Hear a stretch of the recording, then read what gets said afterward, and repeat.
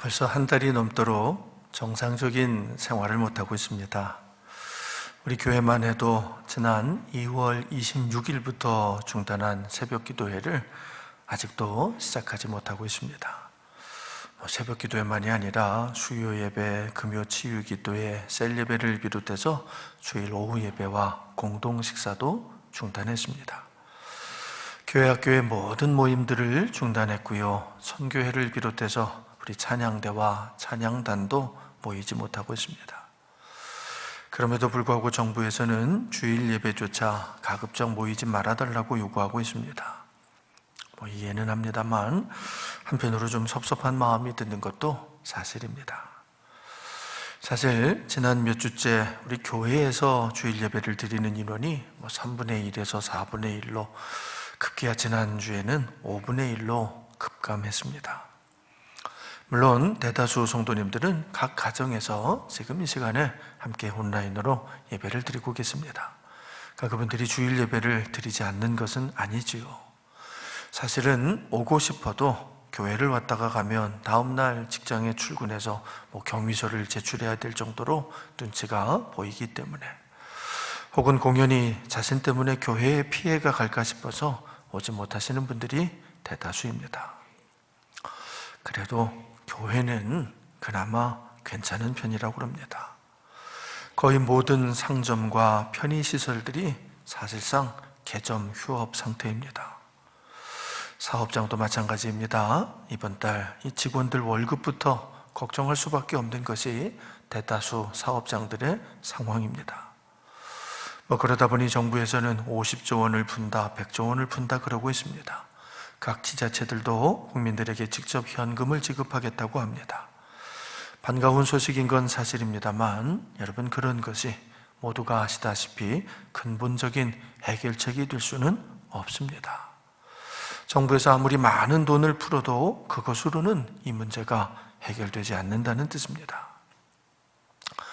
아무튼 우리 국민들의 삶이 말이 아닙니다. 정말 IMF 외환위기 이후 최대의 위기가 도래한 것이 맞습니다. 그런데 여러분 알고 계십니까? 그래도 우리나라 상황이 세계에서 제일 나은 편이라고 합니다. 다른 나라들은 아주 더 난리가 났습니다. 혼란도 이런 혼란이 없을 정도로 큰 난리가 일어나고 있습니다. 여러분, 지금 대부분의 나라들은요, 이 생활품 사재기가 엄청나게 기승을 부리고 있습니다. 대형 마트들마다 이 생필품이 남아있는 것이 거의 없다고 합니다. 그런데 정말 이해가 안 가는 것은요, 여러분이 다른 나라 사람들이 제일 열심히 이렇게 사다가 사재기 하는 것이 두루마리 화장지라는 사실입니다. 이 두루마리 화장지, 그러니까 휴지가 아주 품귀 현상이 일어나고 있다고 그래요. 홍콩에서는 이 두루마리 화장지를 훔쳐가려고 강도가 다 등장을 하고, 휴지 때문에 사람들이 하도 싸우니까 경찰이 와서 휴지를 지키는 그런 나라들도 많다고 합니다. 왜 그럴까요, 여러분? 아니, 휴지가 뭐라고 휴지 때문에 그 난리가 나는 것일까요? 그런데 아무도 그 이유를 모릅니다. 도대체 사람들이 왜 휴지에 그토록 집착을 하는지 이유를 모르는 겁니다. 본인들한테 물어봐도 자기들도 모른다고 그래요. 그냥 남들이 사가니까 사야 되는 줄 알고 그래서 그렇게들 사는 거지요. 참 웃지 못할 상황인데, 여러분의 심리학자들도 이건 통일된 견해를 제시하지 못하고 있습니다. 다만 이 휴지라고 하는 거는 집에다 갖다 이렇게 쌓아놔도 상하는 게 아니니까 언젠가는 쓰게 될 거니까 그래서 그러는 거 아닌가 싶다고 합니다. 아무튼 전 세계가 다 난리입니다. 특히 그동안 선진국이라고 생각했던 나라들의 상황이 더 심각합니다. 문제는 끝이 보이지를 않는다는 겁니다. 도대체 언제쯤이나 이 상황이 나아질지 아무도 알 수가 없다는 거지요. 여러분, 대다수의 전문가들은요, 아무래도 금년 내에는 해결되기 어려울 거다라고 합니다. 이 문제가 완전히 해결되려면 이 백신과 치료제가 나와야 하는데, 이 백신은 아무리 빨라도 내년은 돼야 나올 수 있다고 하고요. 치료제를 찾아내는 것도 최소한 몇 개월은 더 걸릴 거라는 겁니다. 그것이 전문가들의 예상입니다. 그러니 그동안은 계속해서 이럴 수밖에 없다는 거지요. 최소한 수개월 내지는 1년 이상 이 코로나19로 인한 어려움이 이어질 거라는 전망입니다. 예전에 봤던 영화 서편제에 이런 노랫말이 나옵니다. 이산저산 꽃이 피니 분명코 봄이로구나. 봄은 찾아왔건만은 세상사 쓸쓸하구나. 그렇습니다. 봄은 찾아왔건만은 목련도 피고 개나리도 피고 벚꽃도 피고 있지만은 올봄 우리들의 마음에는 여전히 쓸쓸하고 차가운 바람이 계속해서 불어오고 있습니다. 이스라엘의 유발 하라리라는 유명한 역사학자가 있습니다. 히브리 대학교의 역사 교수로 재직 중이신 분인데, 여러분 이분이 얼마 전에 며칠 안 됐습니다. 영국에 있는 그 파이낸셜 타임즈라고 하는 그 잡지가 있는데 거기에 이런 내용의 기고문을 실었습니다. 지금 전 세계적으로 일어나고 있는 이 코로나19로 인한 사태는 이게 인류 역사에 아주 중대한 변화를 야기할 거다라는 내용입니다. 마치 양차 세계대전 이후 인류 역사가 크게 요동을 치면서 재편되었던 것처럼 코로나19로 인해서 세계적인 변화가 일어나게 될 거다라는 그런 내용입니다. 그러니까 이 유발 하라리 교수는 이 사태가 그냥 단순히 백신 나온다고 치료제 나온다고 끝나는 게 아니고 이 일의 여파로 아주 세계가 큰 변화를 맞이할 것이다 라고 이제 전망을 하는 거지요.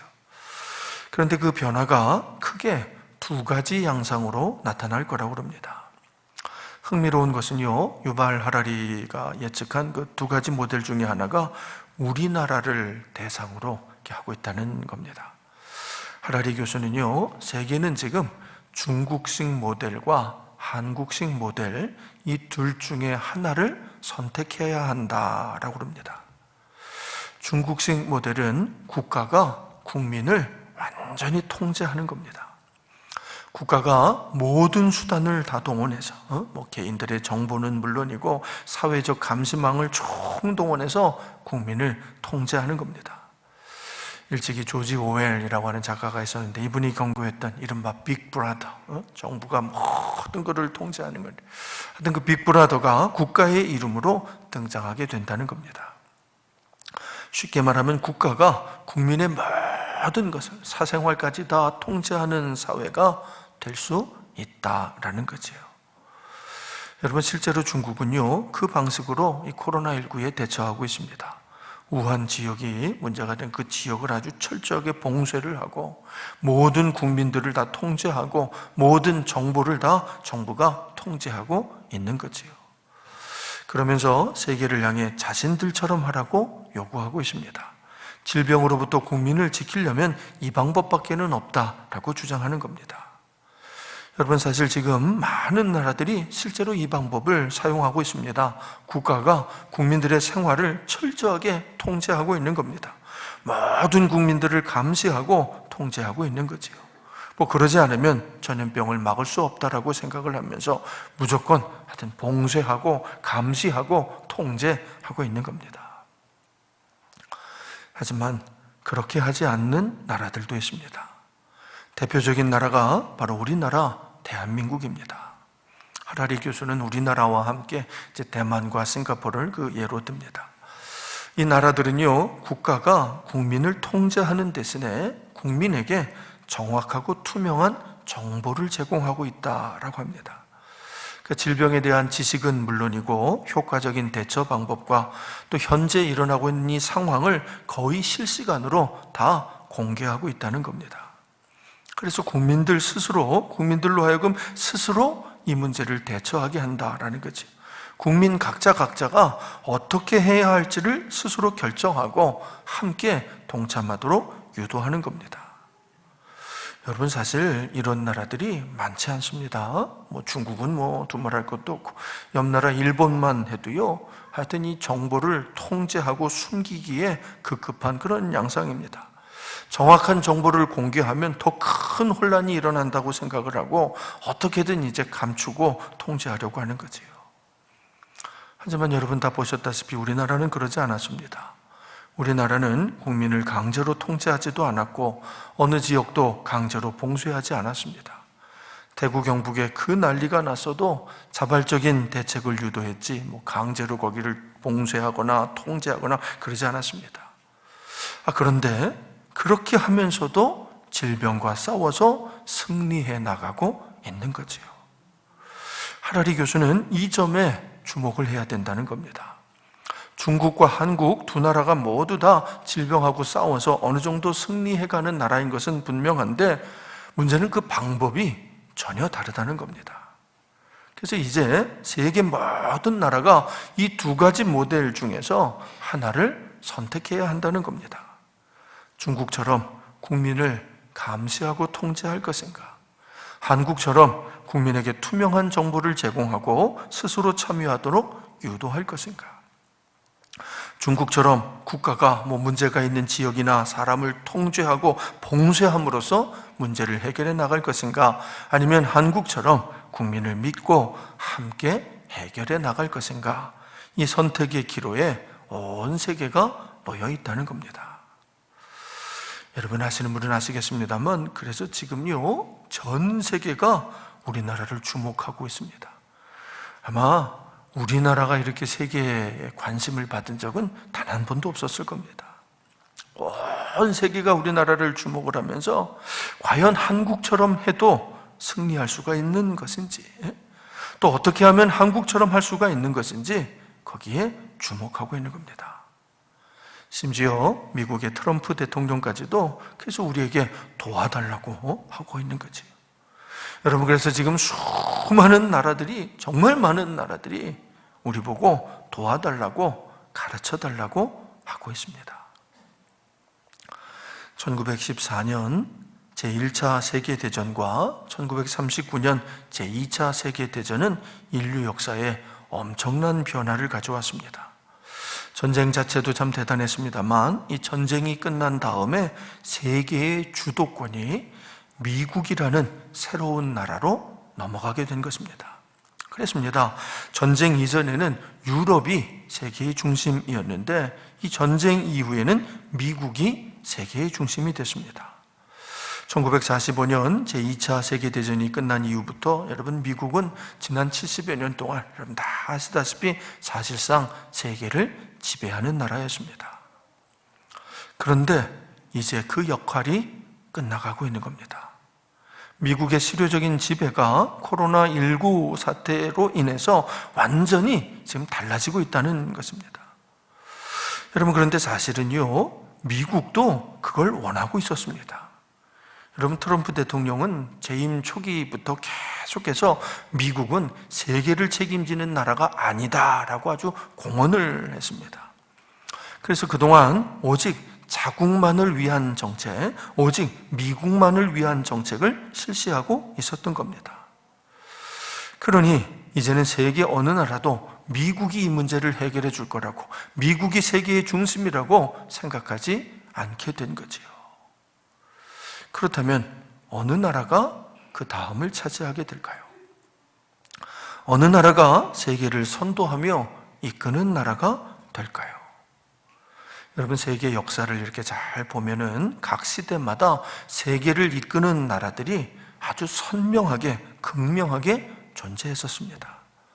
16세기까지는요 주로 이탈리아가 로마를 중심으로 세계를 이끄는 나라였습니다. 거의 1000년 가까운 세월을 이탈리아가, 로마가 이끌었지요. 경제는 물론이고 문화, 사회, 종교까지 이탈리아가 세계의 중심이었던 겁니다. 그러다가 17세기에는 프랑스에서 이제 대혁명이 일어나게 되는데 그 시민혁명이라는 겁니다. 권리가,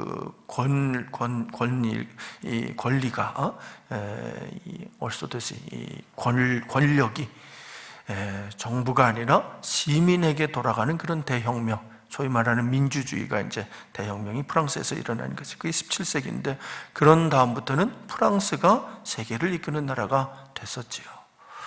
그리고는 18세기에는 독일이, 또 19세기에는 영국이 됐습니다.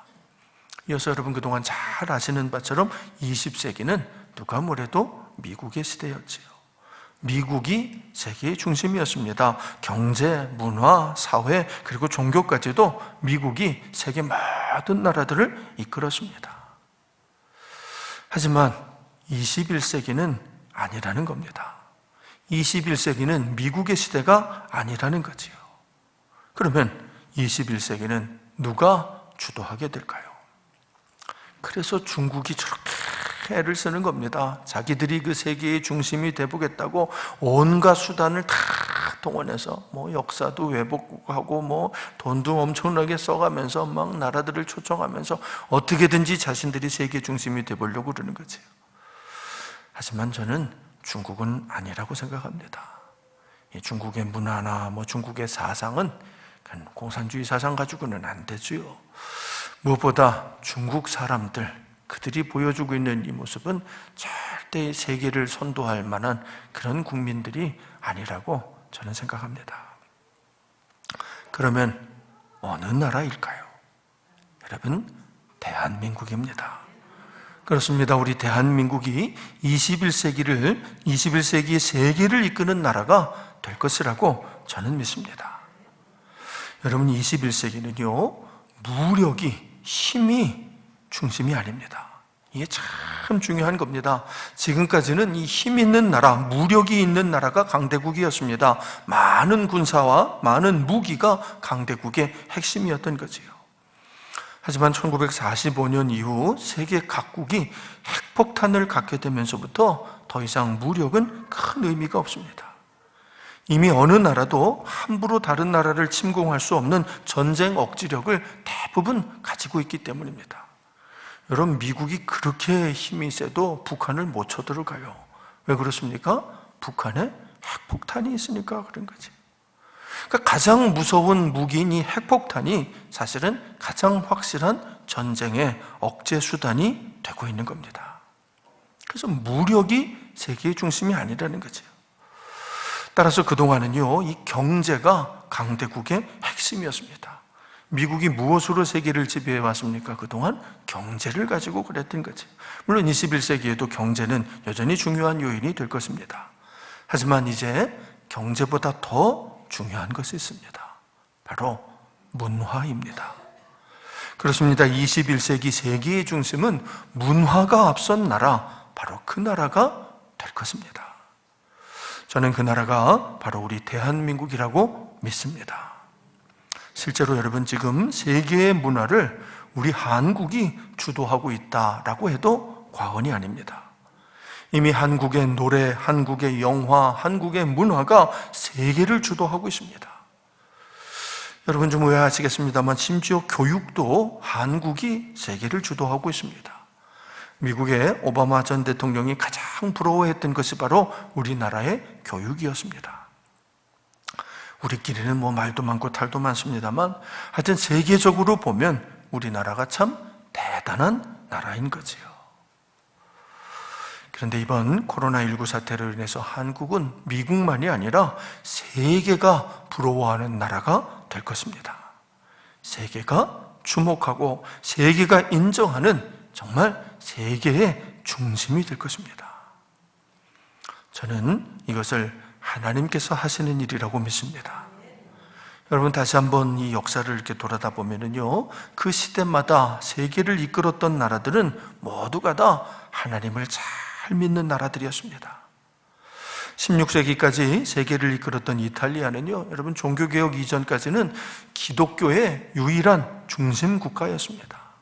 그래서 그 나라가 세계를 이끌 수 있었던 거지요. 종교개혁 이후에는 이 프랑스가 또 독일이, 영국이 차례로 세계를 이끌었는데 모두가 다 기독교 국가들이었습니다. 여러분, 그 당시에 그 나라들은 신앙생활을 세계에서 제일 잘하는 나라들이었습니다. 신앙생활 잘하던 나라가 세계를 이끄는 나라였던 거지요.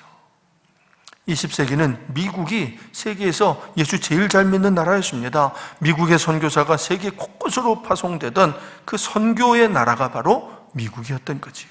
그래서 그동안 미국이 이렇게 세계의 중심이었던 겁니다. 그런데 지금은 아닙니다. 여러분, 지금은 21세기는 한국입니다. 그렇습니다. 우리나라가 세계에서 예수 제일 잘 믿는 나라입니다. 여러분, 세계에서 가장 많은 십자가가 밤을 밝히는 나라, 그 나라가 바로 대한민국입니다. 또한 미국 이후 가장 많은 선교사가 파송되는 나라, 그 나라가 바로 우리 대한민국입니다.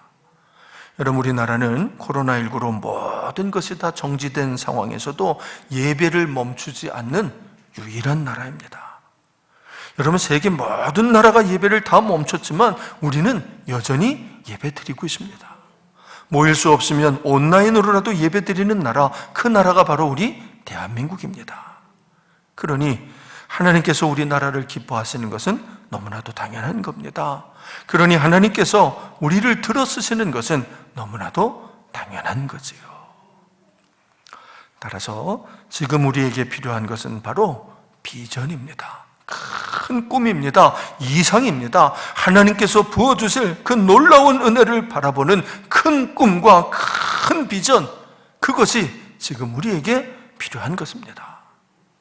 또한 지금 우리에게 필요한 것은 진정한 사랑입니다. 하나님이 찾으시는 사람, 하나님이 찾으시는 나라는 이 사랑을 마음에 품고 있는 사람들의 나라입니다. 여러분, 아무리 똑똑해도요, 아무리 대단해도 사랑이 없으면 하나님은 사용하지 않으십니다. 그 대표적인 나라가 바로 이스라엘입니다.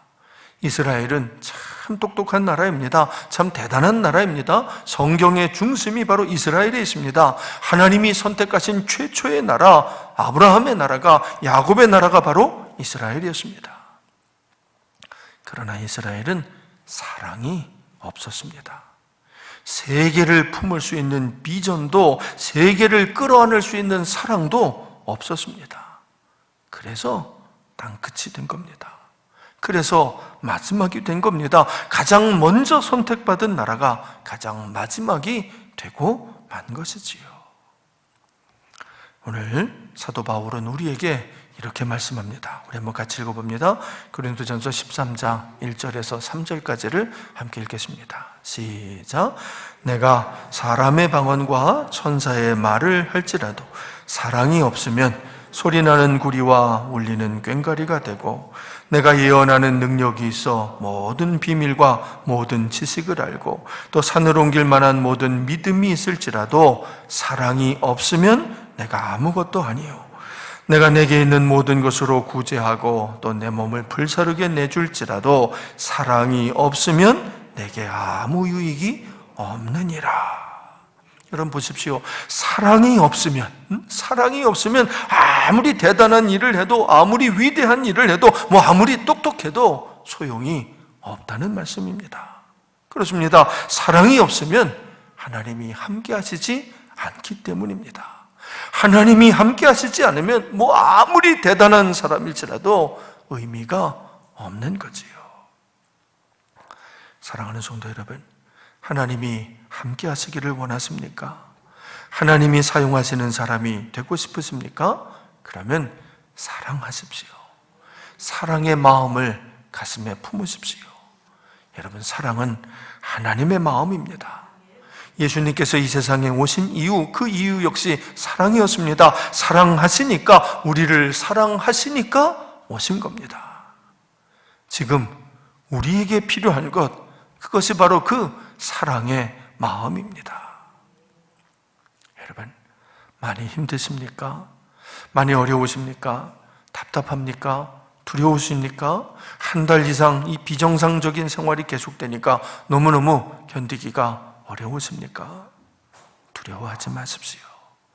대한민국 국민은 절대로 두려워하지 마십시오. 하나님이 우리와 함께 하십니다. 하나님께서 우리를 통해서 놀라운 일을 이루어 내실 것입니다. 그 비전을, 그 꿈을, 그 소망을 여러분 마음에 품으십시오. 여러분, 21세기는 대한민국의 시대가 될 것입니다. 우리나라가 세계를 이끌며 복음을 선도하는 놀라운 시대가 될 것입니다. 그러기 위해서 우리에게 필요한 것, 바로 지금 우리에게 필요한 것, 그것이 바로 사랑입니다. 여러분, 우리 서로 사랑합시다. 우리 교회가, 우리 성도들이 먼저 사랑합시다. 이웃을 사랑하고 열방을, 세계를 사랑합시다. 참을 수 없는 것도 참고, 견딜 수 없는 것도 견디고, 이겨낼 수 없는 것도 이겨내면서 우리 서로 사랑합시다. 사랑은 오래 참는 겁니다. 사랑은 온유한 겁니다. 사랑은 시기하지 않는 것입니다. 사랑은 자랑하지도 교만하지도 않는 겁니다. 여러분, 사랑은 절대로 무례하게 굴지 않는 것입니다. 사랑은 자기의 유익을 구하는 것이 아니고, 사랑은 성내는 것이 아니며, 사랑은 악한 생각을 하지 않는 것입니다. 사랑은 불의를 기뻐하지 않고 진리와 함께 기뻐하는 것입니다. 그래서 사랑은 모든 것을 참고, 모든 것을 믿고, 모든 것을 바라며, 모든 것을 견디는 겁니다. 참을 수 없는 것도, 견딜 수 없는 것도, 이겨낼 수 없는 것도 이겨내는 것입니다. 여러분, 우리 그 사랑을 가슴에 품읍시다. 하나님의 마음을, 우리 주님 예수 그리스도의 그 마음을 우리 가슴에 품읍시다. 열방을, 온 세계를 품고 이웃을 위해 기도합시다. 우리 세계 모든 나라를 위해서 기도해 주는 나라가 우리 대한민국이 됩시다. 그러면 하나님께서 틀림없이 우리와 함께 하실 것입니다. 우리로 이 세계를 이끄는 위대한 나라가 되게 해주실 것입니다. 그날을 위해서 지금 우리에게 필요한 것, 그것이 바로 진정한 사랑입니다. 우리 함께 기도합니다.